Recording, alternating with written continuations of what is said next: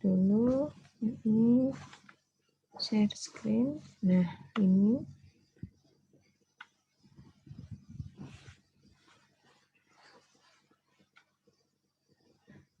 Sudah terlihat? Halo? Sudah, Bu. Ini banyak. Nanti saya WA-kan ke Mbak siapa? Ketua kelas ya. Ini saya jelaskan. Nanti kalau nggak ada yang ditanyakan, silahkan nanti masuk ke e-learning. Oke, karena kita Zoom ini kan terbatas. Ya, teknik akuntansi pemerintahan ini contoh struktur teori akuntansinya.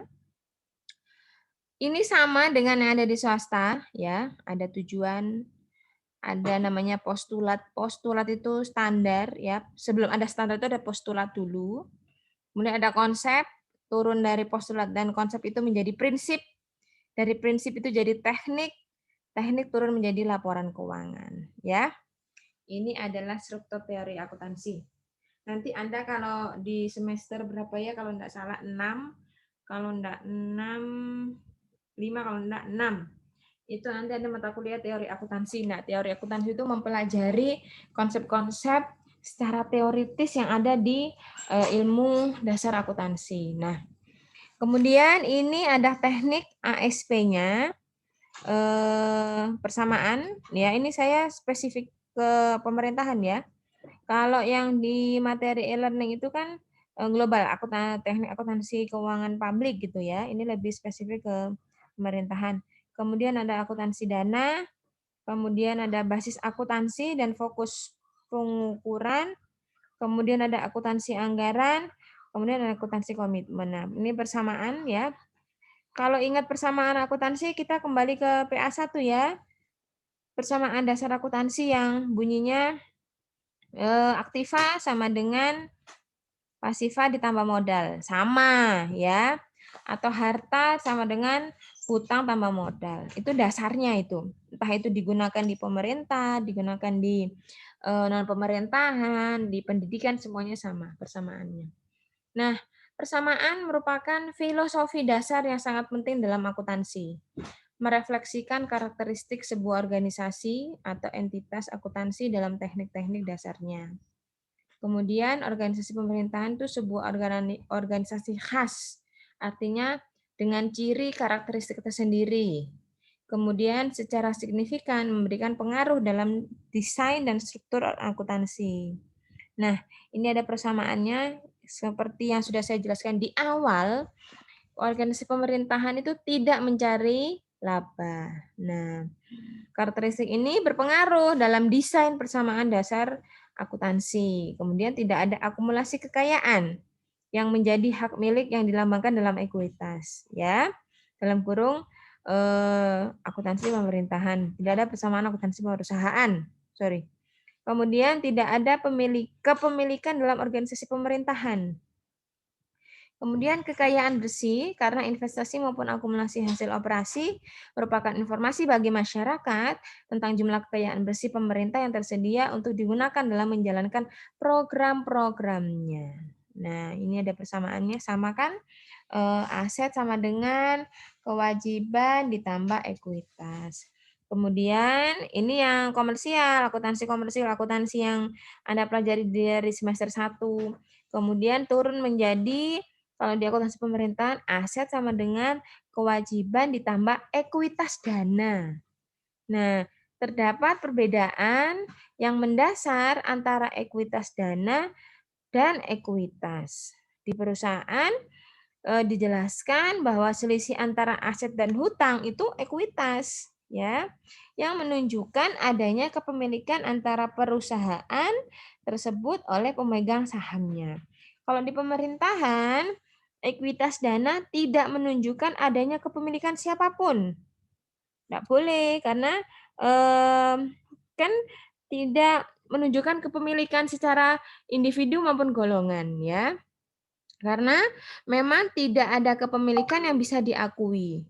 Kemudian itu disebut sebagai teknik akuntansi dana. Oke, dari sini siapa bertanya sebelum saya lanjut?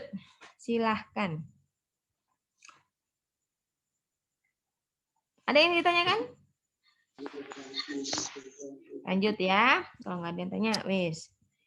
Nah, kita masuk ke akuntansi dana. Akuntansi dana itu memandang bahwa sumber daya atau kekayaan yang digambarkan dalam neraca tidak ada kepemilikannya dan tidak digunakan untuk mencari keuntungan atau laba, melainkan sebuah kekayaan yang dibatasi pada sebuah tujuan atau misi tertentu.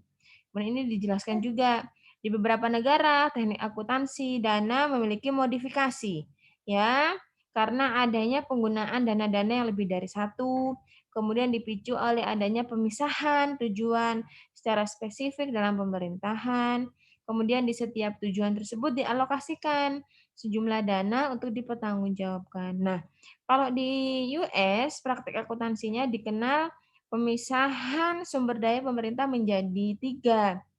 Ada General Fund, kemudian Capital Product Fund, dan Debt Service Fund. Nah, itu dibagi menjadi 3 spesifik ya.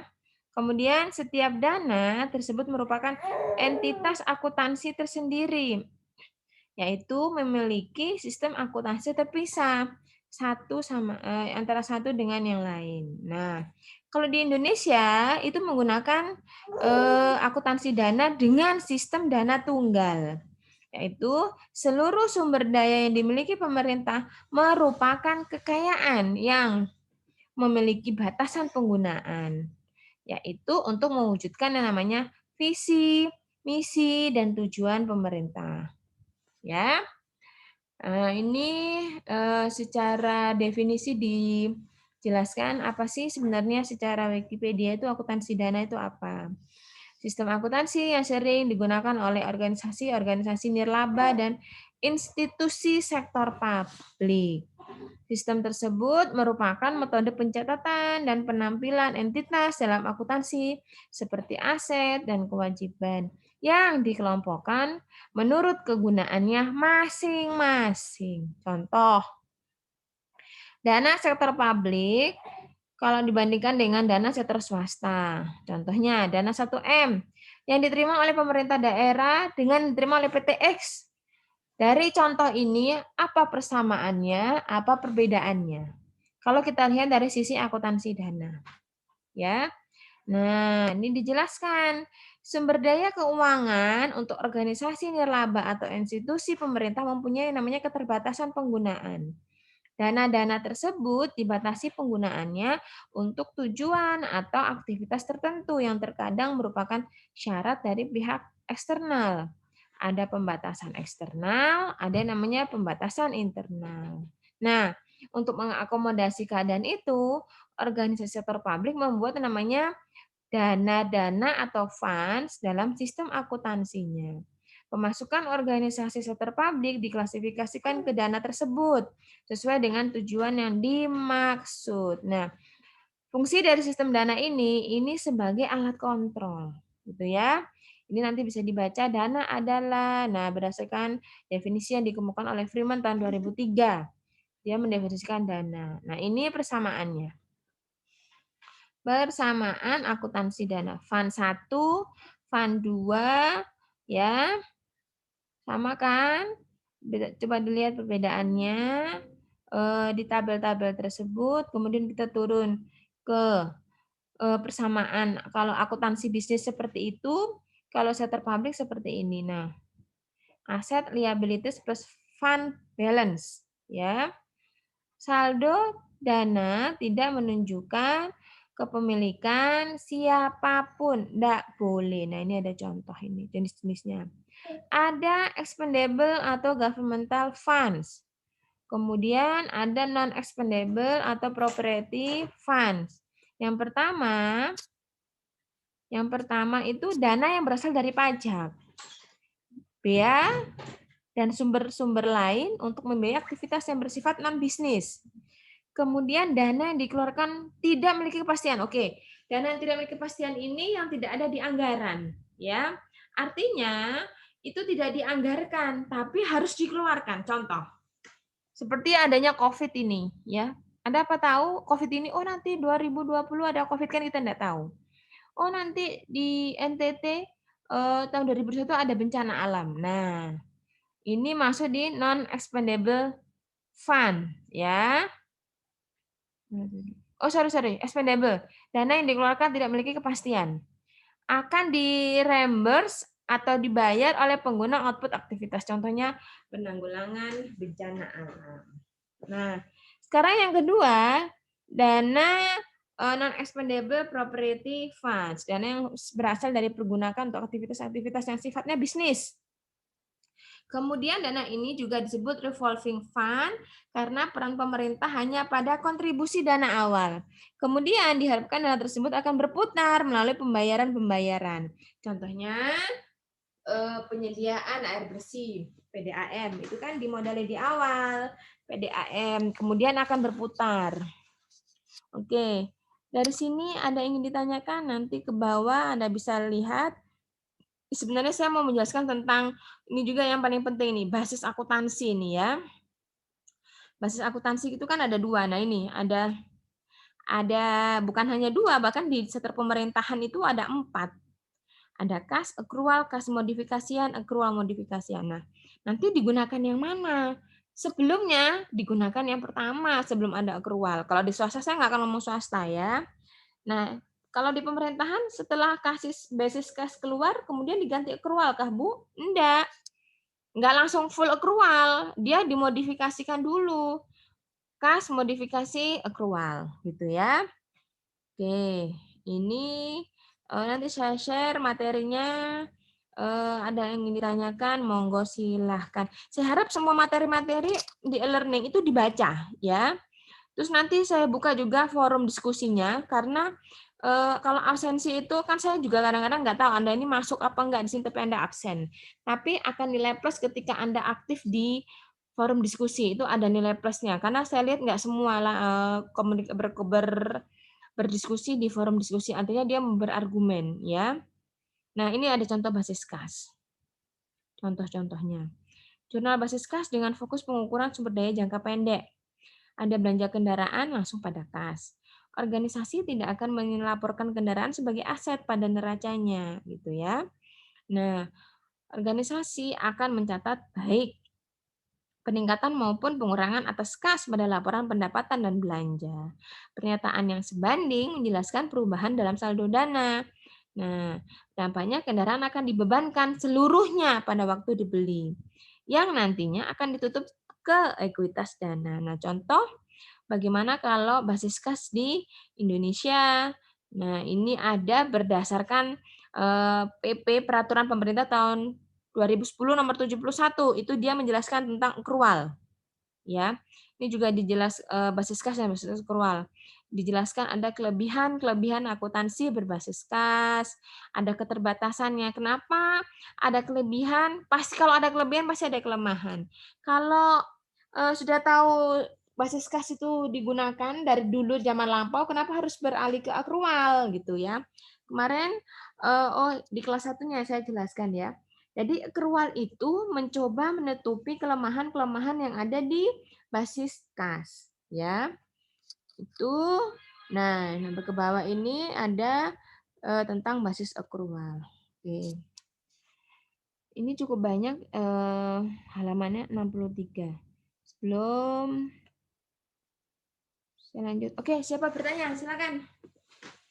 Itu review sedikit tentang teknik akuntansi yang ada di sektor pemerintahan. Kalau di learning itu ada 4.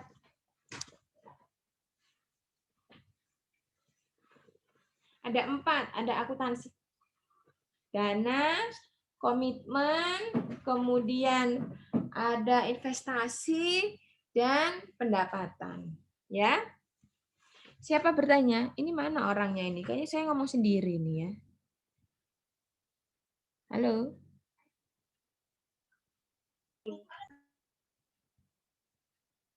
Siapa bertanya? Ini terawih atau di offline semua ya videonya ya? Nggak ada yang buka sama sekali ini. Siapa bertanya? Saya mau bertanya. Ya, silakan Mbak Reni. minggu depan itu UTS ya, Bu? Iya. Nah, itu untuk materinya apa aja? Apa sesuai dengan yang telah diberikan sama Bu Sarwenda? Mulai dari 1 sampai 6. Nanti gini lah, pembelajaran kan dari 1 itu sudah saya jelaskan secara e-learning maupun online ya. Nanti UTS-nya saya kasih kasus. Kasus, Mbak.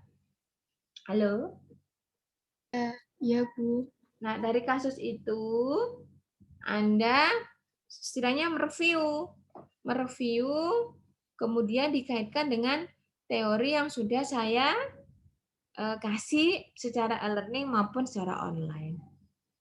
Ya, jadi kalau review itu berdasarkan pendapat masing-masing. Jadi saya mau melihat Anda sudah paham belum? Saya bukan paham. Bagaimana Anda melihat kasus tersebut dari sisi Anda sendiri, tapi nanti dikaitkan dengan teori yang sudah kita pelajari. Ya, itu ya Mbak. Iya, Bu Sar. Oke, ada lagi yang tanyakan? Terima Silakan. kasih. Ya. Jadi ujiannya enggak teoritis yang apa yang dimaksud dengan enggak. Anda kan sudah mahasiswa, otomatis kan pemikirannya bukan hanya tentang definisi. Jadi saya akan kasih kasus, khususnya di Indonesia, biasanya kasusnya itu lagi jadi hot topik. Nah, bagaimana sih Anda melihat kasus tersebut dari sisi Anda sendiri, tapi dikaitkan dengan teori yang sudah kita pelajari. Itu ya. Ini sudah mau Ya, Bu. selesai, baru masuk ini. Wis nggak usah tak admit wis. Oke, ada lagi yang ditanyakan? Untuk jadwal UTS-nya itu sesuai dengan jadwal kuliah juga, Bu. Ya, sesuai aja kan nanti juga learning kan, Mbak, ya, biar nggak nabrak-nabrak juga. Nanti sesuai dengan jadwal kuliah. Gitu ya. Ada yang ditanyakan? Ya, Bu. Jar. Ketua kelasnya ini Iya, siapa Bu. nih, Mbak? Namanya siapa ketua kelas ini? Saya kasih nama itu kelasnya. Siapa sih? Saya kira Mas ketua kelasnya. Ketua kelasnya siapa ketua kelasnya? Ketua kelasnya itu Ayu Purbo, Bu. Yang biasa Tapi WA saya kalau ini yang siapa? perwakilan Mbak Reni. Reni. Iya. Oh, Mbak Reni yang biasa WA saya. Ya. Oh iya, sorry. Saya kira Mas itu ya. Iya, Bu. Ada yang ditanyakan lagi? Silakan. Jadi itu overview sedikit. Nanti saya akan spesifik menjelaskan tentang accrual, insya Allah setelah UTS saja ya. Setelah UTS saya akan jelaskan tentang accrual. Nanti kita langsung masuk ke kasus ya. Karena di mata kuliah Startup Public 3 SKS ini bukan hanya teori, beda dengan kalau yang 2 SKS semester kemarin, saya semuanya full teori. Kalau yang ini nanti ada hitung-hitungannya, Anda mengimplementasikannya bagaimana sih transaksi-transaksi yang ada di sektor pemerintahan. Apakah berbeda atau sama? Ya itu tadi, bedanya cuma tidak ada laba, gitu kan? Yang lainnya sama. Tidak ada kepemilikan pribadi, gitu kan? Yang tadi sudah saya jelaskan. Kalau nggak ada laba, ya ngomongnya tentang realisasi. Karena ini bukan sektor profit. Artinya bukan organisasi yang tujuannya mencari keuntungan. Gitu ya. Paham? Dari sini nanti saya share melalui e-learning aja untuk materi hari ini. Jangan lupa absen sudah bisa digunakan jam 19 sampai jam 20. Ya, Bu. Ya. Iya. Jangan sampai lupa loh ya. Percuma Ya, kalau Anda Bu. WA dengan alasan A, I, U, E, O, saya nggak akan memberi toleransi. Sudah saya bolak-balik kok. Setiap mau absen atau learning selalu saya informasikan ke Anda. Nggak mungkin tiba-tiba itu. Itu. Oke. Mungkin itu dulu untuk hari ini. Terima kasih perhatiannya. Salam sehat untuk semuanya, semua tetap sehat ya. Jangan lupa pakai masker, jaga jarak, jaga imun, jaga iman ya. Hindari kerumunan, cuci tangan pakai sabun, makan makanan yang sehat. Oke. Salam sehat ya untuk semuanya. Saya akhiri. Iya, Bu. Assalamualaikum Ya, Bu. warahmatullahi wabarakatuh. Waalaikumsalam.